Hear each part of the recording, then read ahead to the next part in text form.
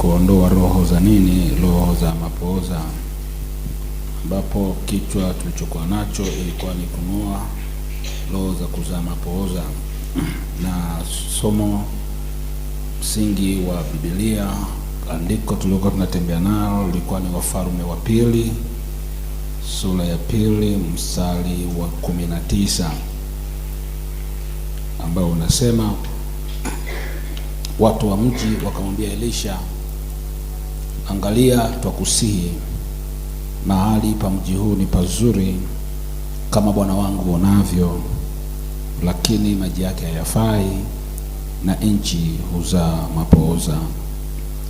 Na tukazungumza kwa habari ya huu mstari ambao unazungumzia nchi ya Yeriko, ambapo Yeriko ilikuwa ni nchi ambayo ilikuwa inazaa mapooza baada ya kulaniwa na nabii, ambaye alipofika akakuta mji huo watu wengi walikuwa wanafanya mambo mabaya, wanamwasi Mungu na hawana hofu ya Mungu.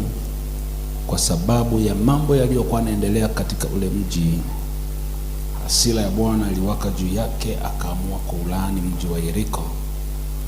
Na baada ya kuulani, kila kilichokuwa kinafanyika baada ya kuulani mji wa Yeriko kilikuwa kinaharibika. Na ndipo watu na wazawa na wenyeji wa mji huo wakaanza kuona matokeo yaliyokuwa yakiendelea. Na wazee wa mji waliposikia habari ya nabii anaingia mjini, walichukua hatua ya kwenda kumwona nabii ili wasaidiwe juu ya tatizo lililokuwepo katika mji huo. Na wazee walipoenda, nabii aliwaambia ya kwamba walete chombo kipya, watie chumvi ndani yake. Unapoendelea kusoma mstari ule wa 20 mpaka 21, na kisha wamletee. Na walipoleta, akaenda kwenye chemichemi ya maji, akatia ile chumvi. Na alipoweka ile chumvi katika ile chemichemi ya maji ambayo ilikuwa ni chanzo cha maji, Biblia inasema tangu siku ile maji yale yalipona na yakaacha kuzaa mapooza kwa neno la nabii Elisha. Na ndipo nikamwambia kila mtu, wiki hiyo tutakuwa napita, chumvi yako itakuwa ni chumvi ambayo itaondoa mapooza. Chumvi yako itasababisha baraka, itafuta roho za kukataliwa, lakini itakuondolea roho za kutokuongezeka, na pia kuzuia roho ya chuma ulete, na watu waanze kuona matokeo mwezi wa 6. Na leo ikiwa ni siku ya 3, maana yake ni kiu na maombi yangu kwamba uone matokeo kwenye maisha yako, na haya matokeo yasababishe baraka zitakazokusababisha uone furaha ya Kristo aliyoikusudia kwenye maisha yako. Na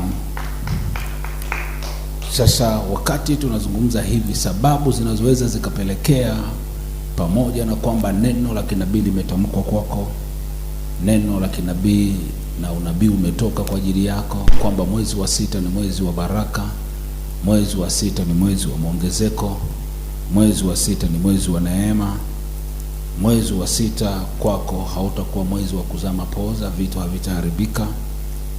Ni sababu gani sasa zinaweza zikasababisha, badala ya kuona yale ambayo Mungu ameyakusudia kwa ajili yako, na ukajikuta unaona vitu ambavyo si kile Mungu alikuwa anataka? Na hii ni kwa namna gani utajua kama kwenye maisha yako mapooza yanazaliwa? Hapa utakutana na watu wengi ambao wanaanza vitu fulani kufanya kwenye maisha yao kwa ajili ya kujipatia riziki, au kwa ajili ya kufanya jambo litakaloleta baraka, lakini jambo linaishia njiani bila kufika mwisho.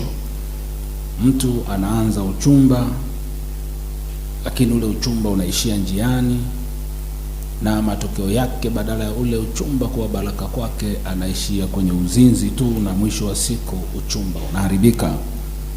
Mtu anaanza biashara kwa mtaji mkubwa, na ule mtaji unaisha na anaishia kwenye hasara na madeni. Nini kinachosababisha hayo? Maanake ninaposema hivi, wewe utakuwa unachunguza maisha yako kwenye eneo lipi kati ya haya ninayoyasema. Kwa nini yote haya yanaweza yakampata mtu na shetani akawa na uhalali wa kukutesa na kuachilia roho ya mapooza kwako? Nini chanzo cha kuzaa mapooza maishani mwako, hata kama neno la baraka lipo kwa ajili yako? Bwana asifiwe. Jambo la kwanza ni kumwibia Mungu. Umetamkiwa neno la baraka, umeombewa, umetabiliwa, umeonyeshwa kesho yako, lakini kwa sababu ya kuwa mwizi wa kumwibia Mungu, huo unakuwa ni namna mojawapo inayo maintain roho ya kuendelea kuzaa mapooza na usione matokeo. Kwa sababu wakati ambapo umetamkiwa, umeombewa, umefundishwa, umeambiwa, ili kile ulichofundishwa kitokee, unatakiwa kutenda sawa sawa na mazingira yatakayosababisha uone baraka.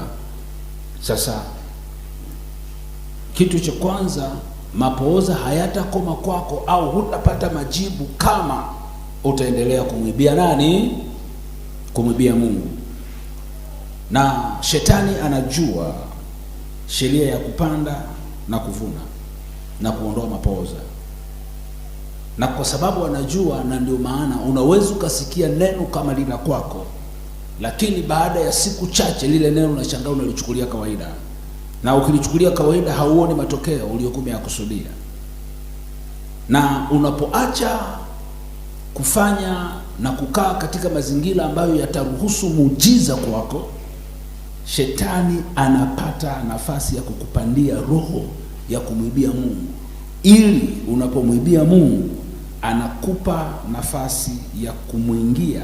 Shetani anapata nafasi ya kumwingia mtu na kumpandia roho ya kuzaa mapooza, pamoja na kwamba tayari alikuwa ni mtu ambaye anaona kuna kitu kinakwenda kutokea, anatumaini na anaona kabisa kuna mabadiliko, lakini anampandia roho ya kumwibia Mungu.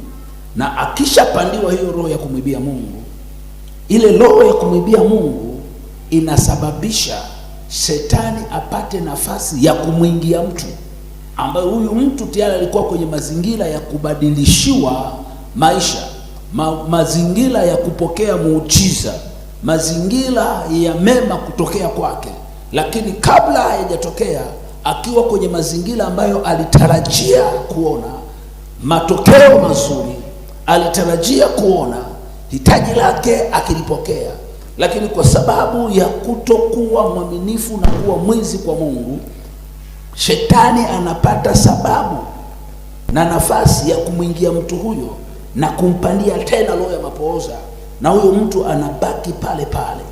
Kisha huyu mtu haoni matokeo juu ya kile alichokuwa anakitaka, na akishakuwa haoni matokeo, kinachotokea ndani yake, moyo wake unaanza kukata tamaa.